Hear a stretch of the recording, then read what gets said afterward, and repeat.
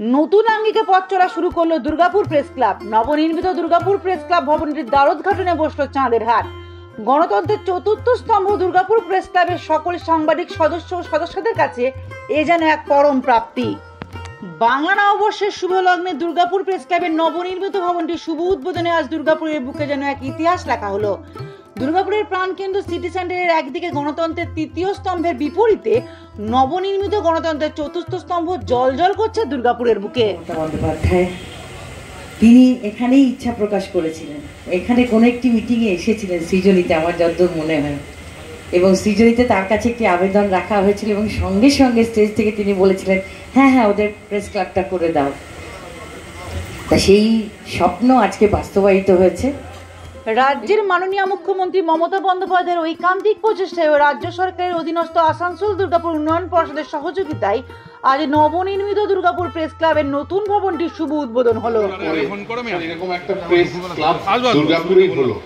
আমি সবসময় বাইরে যখনই আমার বন্ধুরা বা কলিগরা ফোন করে বা দেখাই যে সবসময় যখন স্টেট নিউজগুলো হয় নিউজ চ্যানেলে, ম্যাক্সিমাম সময় দেখেছি দুর্গাপুর সবসময় ফ্রন্টে থাকে, মানে সব নিউজে প্রথমে দুর্গাপুর দিয়ে শুরু হয়।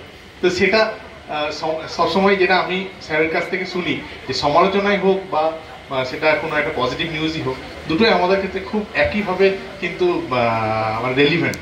এবং সত্যি কথা বলতে আমি রাজ্যের মন্ত্রী মাননীয় প্রদীপ মজুমদার মহাশয়, এরিয়ার চেয়ারম্যান কবি দত্ত, দুর্গাপুরের মহকুমা শাসক ডক্টর সৌরভ চ্যাটার্জি, দুর্গাপুর নগর নিগমের প্রশাসক মণ্ডলীর চেয়ারপারসন অনিন্দিতা মুখার্জি, নগর নিগমের প্রশাসক মণ্ডলীর সদস্য অমিতাভ ব্যানার্জি, দীপঙ্কর লাহা, রাখি তিওয়ারি, ধর্মেন্দ্র যাদব সহ দুর্গাপুরের বিশিষ্ট আইনজীবী, দুর্গাপুর প্রেস ক্লাবের আইনি উপদেষ্টা দেবব্রত সাই সহ সমগ্র দুর্গাপুর প্রেস ক্লাব পরিবারের উপস্থিতিতে নতুন ভবনটির চাবি হস্তান্তরের মাহেন্দ্রক্ষণের সাক্ষী থাকলো সকলেই।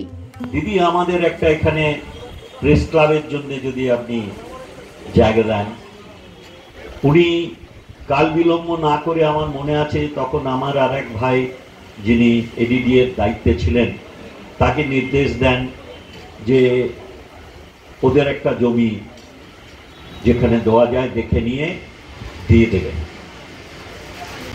তারপরেই পরক্ষণেই আর একটা অনুরোধ আসে যে যদি ওই প্রেস ক্লাবটা তৈরি করে দেওয়া যায়।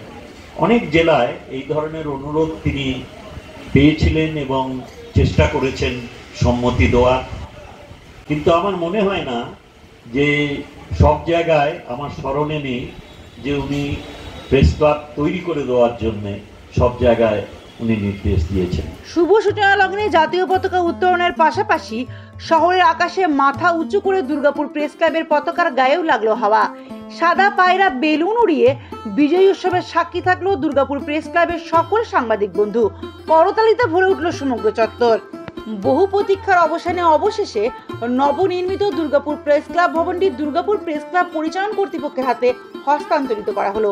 মাননীয় মুখ্যমন্ত্রীর প্রতি অশেষ ধন্যবাদ দুর্গাপুর প্রেস ক্লাব পরিবারের। দুর্গাপুর থেকে অন্তরা সাধুর প্রতিবেদন, সমাজ পরিবর্তনের মানুষ।